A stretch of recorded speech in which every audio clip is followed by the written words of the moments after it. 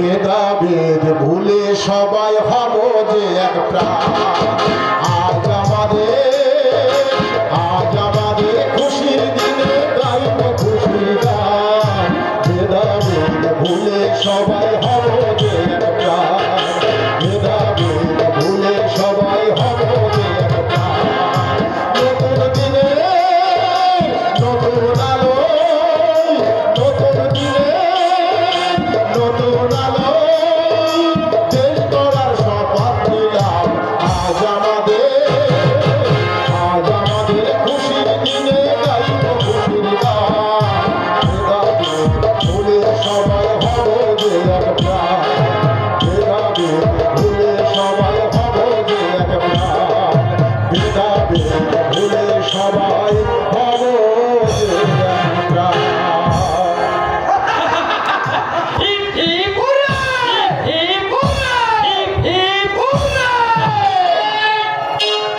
কারখানার কাজ করে রেখে তোমরা এখন হল্লা করছো কেন?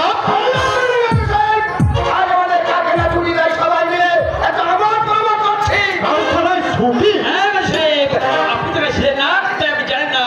আজ আমাদের সারদাকরণ নিয়ে 25 বছর পূর্তি উপলক্ষে সাহেব ছুটি ঘোষণা করেছেন। সাহেবের খেয়াল করার জন্য তো আমি দেশে থাকতে চাই না, কথাটা মনে রেখো।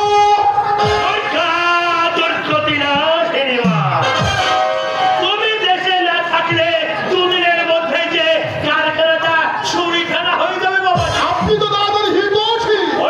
আমি দেবী প্রসাদ বাবুর বেতনভোগ কর্মচারী বই না, কারখানা একদিন ফিরে থাকলে কত টাকা ক্ষতি হতে পারে? এই মধ্যে থাকলে বাবাজি এই শ্রমিকদেরকে সব বেতনে ছবি দিতে পারতো না। আমরা বুঝিয়ে দেবো না তো সাহেব। আমরা তো অন্যায় করিনি। সাহেব শুধু আমাদের একদিনের ছুটি দেননি, সেই সাথে এই কারখানার 25 বছর পূর্তি উপলক্ষে আমাদের 1000 টাকা চাঁদাও দিয়েছে। তিনি দেননি বেটা, তিনি দেননি। তোরাই বেটা বড় সাহেবকে সাদা সিধে মানুষ পেয়ে গায়ে মাথায় হাত বুলিয়ে আদায় করে দিয়েছিস। আপনি কি বলছেন তাই প্রভু? আমি বলবো কেন?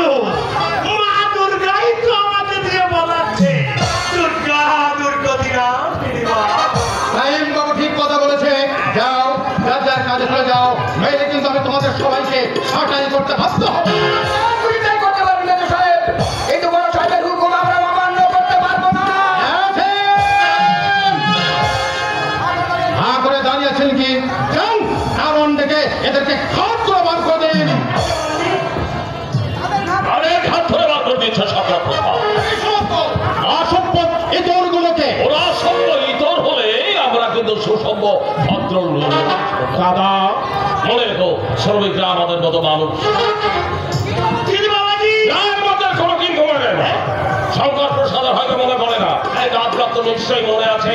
আজ থেকে 25 বছর আগে যেদিন সামান্য কিছু পুঁজি নিয়ে হরিণ লাগায় সামান্য খুঁজে ধরে আমি সারদা কটন মিলে উৎপাদন করি, সেদিনই আয় ছিল আমার সঙ্গে।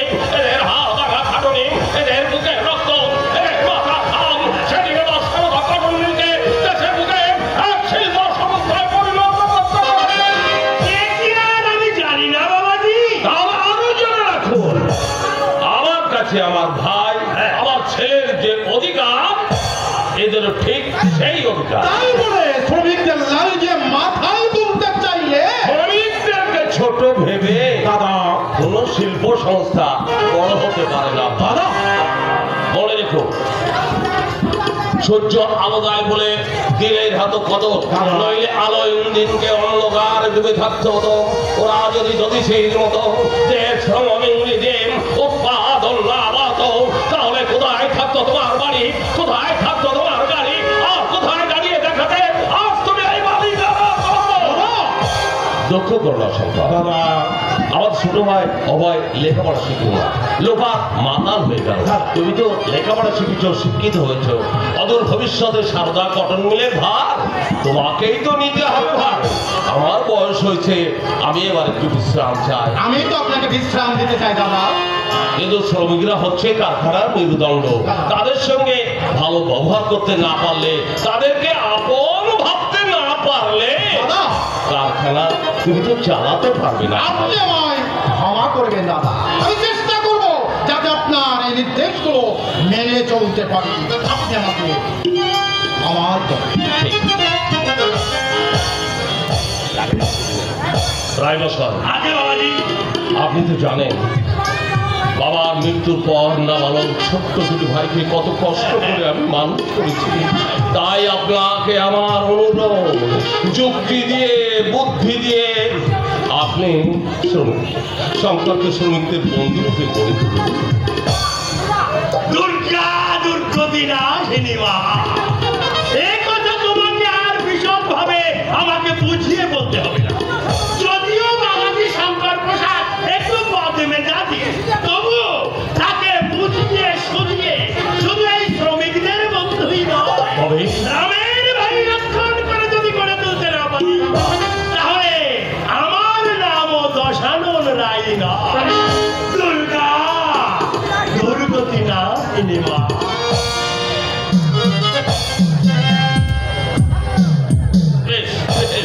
এই তোমরা থামলে কেন? আনন্দ করো, আনন্দ করো। আবার সারদা কটন মিলের 25 বছর পূর্তি উৎসব অনুষ্ঠান মুখর হয়ে উঠুক তোমাদের হাসি আর গানে। Hip hip, hip hip, hip hip.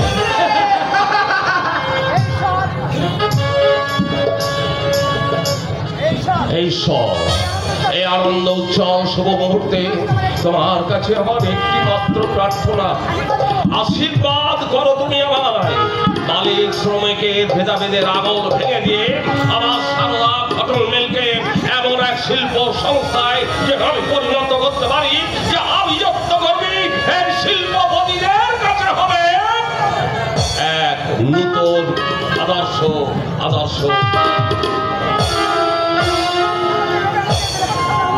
দাদাদের শ্রমিকদের সামনে আমাকে এইভাবে অপমান করবে এ কথা আমি তিলকুল ভাবতে পারিনি মুখে। আমি কিন্তু অনেক আগেই ভেবে রেখেছিলাম। তার মানে আবার কি দাদা চান আমাদের পথে নামিয়ে দিতে, তার তো তোমার বৌদির পরামর্শ নেই। মৌসুমী, আমাদেরকে তুমি দেখতেই পারে না, অথচ ঠাকুরকে গোপনে মদ খাওয়ার টাকা দিতে তিনি বলেন না। পাছে তুমি যদি কোনো গন্ডগোল করতে না পারো, তার জন্য ঠাকুরদের সঙ্গে কারখানার ম্যানেজার আশিসকে ভিড়িয়ে দিয়ে হাত করে রেখেছে। ও এই জন্য কি ওই আশিসের সঙ্গে শিকার বিয়ে দেওয়ার জন্য দাদার বৌদি একেবারে উঠে পড়ে লেগেছে? তা নয় তো কি, তুমি তো চোখ থাকতেই জানা। এখন বলছি সাবধান হও, নইলে ভবিষ্যতে তোমাকে কিন্তু ঠকতে হবে।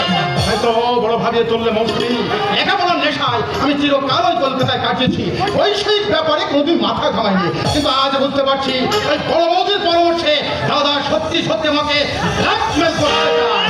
তুমি হেল্প করতে চান মানে? তুমি তো অনেক আগে ব্ল্যাকমেল হয়ে বসে আছো।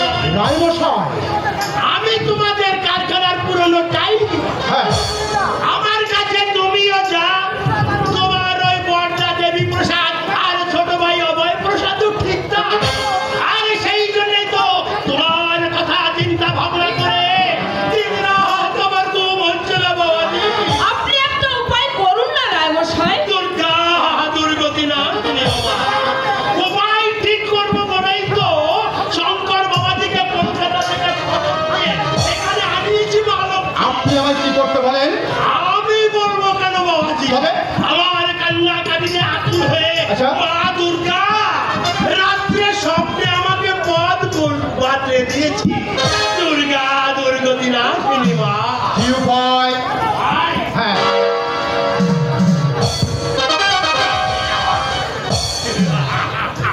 দাদাকে তো লিখে দেবেন। না দিলে মানে সোজা আঙুলে যদি ঘি না ওঠে, তাহলে আঙুলটাকে একটু করে ভাবে হ্যাঁ শোনো,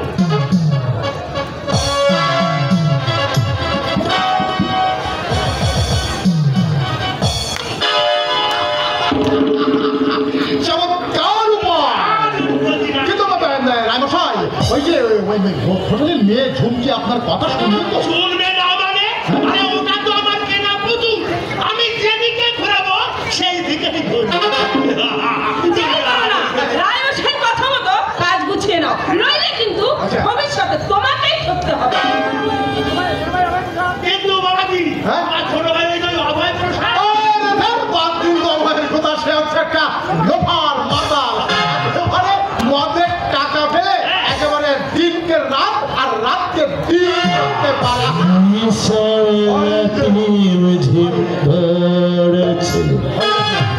শখের তারাই রঙ জমেছে, এখন কোনো দুঃখ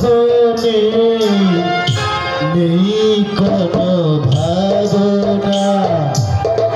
এমনি করে দিন যদি যায় যাক না,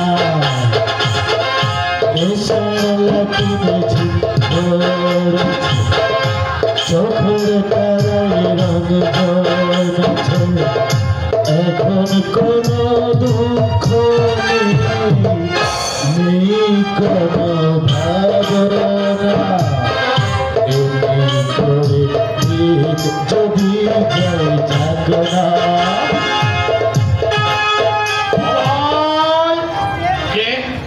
ও মেলদা, আরে পথ ভুল করে তোমাদের ঘরে চলে এসেছি। দেখি দেখি বড় বৌদি কোথায় দেখে।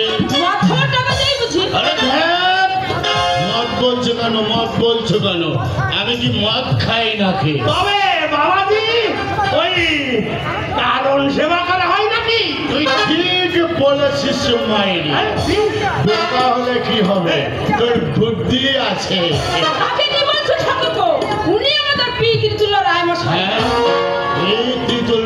রায় মশাই, ধন্যবাদ রায় মশাই।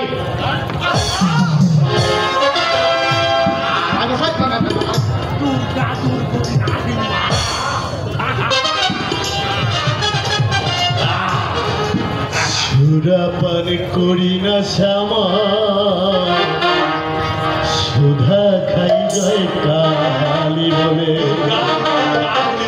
সুরাপান করি শ্যামা, সুধা খাই যায় কালি বলে, মন মাতালে মাতাল বলে, মাতালে মাতাল বলে, সুরাপান করি শ্যামা।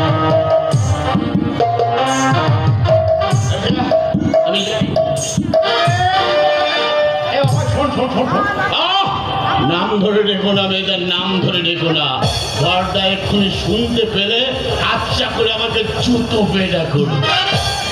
বড় বৌদির সঙ্গে দেখা করে ওই খিড়কি দিয়ে আমাকে কেটে পড়তে হবে। শোন শোন, বড় বৌদির সঙ্গে তোকে দেখা করতে হবে না। এই নে, আমি তোকে 100 টাকা দিচ্ছি। 100 টাকা? আরে 100 টাকা কি? 100 টাকা পরে আরো দেবে, আরো দেবে, আরো দেবে। তবে আমায় কি করতে হবে? আরে কথাটা কি তাই বলবে তো? শুনলাম ওই বড় বৌদির পরামর্শে বড়দা তোকে আর আমাকে এই সরদা কটন মিলের মালিকানা থেকে বঞ্চিত করতে চায়। তোমার কথা শুনে আমার নেশাটা যে ঘোলা হয়ে যাচ্ছে। বড় বৌদির পরামর্শে বড়দা আমাদের কথা বাবাজি, হক কথা। কিন্তু আমি তার জন্য কি করতে পারি? তোমাকে কিচ্ছু করতে হবে না, যা করার তোমার মেজদাই করবে, তুমি শুধু তাকে সাহায্য করবে। মেজ বৌদি, হ্যাঁ ভাই, সম্পত্তি আমি তোর আর আমার নামে করে নিতে চাই। ঠিক হবে, ঠিক হবে, ঠিক হবে মেজদা। যেমন আমাকে জুতো বেড়া করা, এবার হাড়ে হাড়ে মজা টের পাবে। তুমি রাজি আছো তো বাবাজি? হতাম, রাজি আমি নিশ্চয় হতাম, আপনার মতো ডুবে জানোয়ার হলে। তবে বাঘ সিংহী নয়, একেবারে পাপি শিয়াল। রায় মশাইকে তুই কিন্তু অপমান করছিস। অপমান, অপমান। মান জ্ঞান থাকলে যার খাচ্ছে তার সঙ্গে কখনো বেঈমানি করতে পারতেন না। ওই যে পকেটে টাকা না থাকলে ওই হোটেলের মেয়ে ঝুমকি কিন্তু তোমাকে বুঝবে না। আমাকে নিয়ে আমার ঠাড়াঠাড়ি করছো কেন বাবাজি? আমি তো তোমাদের সাথেও নেই আর পাশেও নেই। দুর্গা দুর্গতিন আসেনি ওমা। এই দুর্গার বাচ্চার পরামর্শে তুমি বড়দাকে শুধু শত্রু ভেব না, আমি মুখ্য, আমি মাতা। তুমি লেখাপড়া জানা শিক্ষিত, মনে করে দেখো, মনে করে দেখো, জন্মের পর থেকে বাবার মুখখানা মনে পড়ে না, মায়ের কথা মনে পড়ে না। জ্ঞানের উন্মেষ হওয়ার পর থেকে ওই বড়দা পিতৃ ছেলে আমাদের লালন পালন করেছেন, নিজে না খেয়ে আমাদের খাইয়েছেন, নিজে না পড়ে আমাদের পড়িয়েছেন। ওই বড়দার অক্লান্ত পরিশ্রমের ফলে ওই সামান্য তাৎকাল আজ সারদা কটল মিলে তাতেও তো আমাদের সমান অংশ থাকলে যা আমাদের পৈতৃক সম্পত্তি নয়, তা নিয়ে ভাইয়ে ভাইয়ে ঝগড়া বিবাদ করা মোটেই উচিত নয়। বরং আমাদের উচিত রোজগার করে ওই দেবতা তুল্য ভক্তার হাতে তুলে দেওয়া। উপদেশ দিচ্ছিস? তোমার ভালো লাগবে না জানি, কারণ রোগীর মুখে ওষুধ সর্বদা তেতই লাগে। তুমি কি বুঝবে? বাচ্চা ঘায়ের মাছি মধুর স্বাদ বোঝে না মেজ বৌদি। শোনো বাবাজি, আমার মালতী পচা খায় মাসি। মধুমক্ষিকা হলে আমার মেজদাকে বড়দার বিরুদ্ধে নিশ্চয়ই উত্তেজিত করে তুলতেন না। ওই দাদার পায়ের তলায় পড়ে থাকলে তোকে একদিন ভিখারি হতে হবে। তাই হব, তবু বড় ভাইকে ভিখারি সাজিয়ে আমি কখনো রাজা হতে চাই না। টাকা না থাকলে ওই হোটেল হয়ে ঝুঁকা কিন্তু তোমাকে বুঝবে। আপনার সামনে তো মদের গ্লাস তুলে ধরবে। বাবাজি, আমি কি মদ খাই? না না না না না, মদ আপনি খান না, পান করবেন। বাদুর গতি আসতে হওয়া।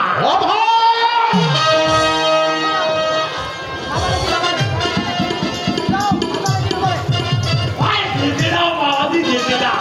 মাতালে কিনা বলে আর সাগরে কিনা। মেজদা আপনাকে গুরু ঠাকুর বলে ফুল বেলপাতা দিয়ে পূজা করলেও এই অভয় প্রসাদ কিন্তু আপনাকে মাতালে যা করে আমি তাই করবো মেজ বৌদি। বেশি খাওয়া হয়ে গেল না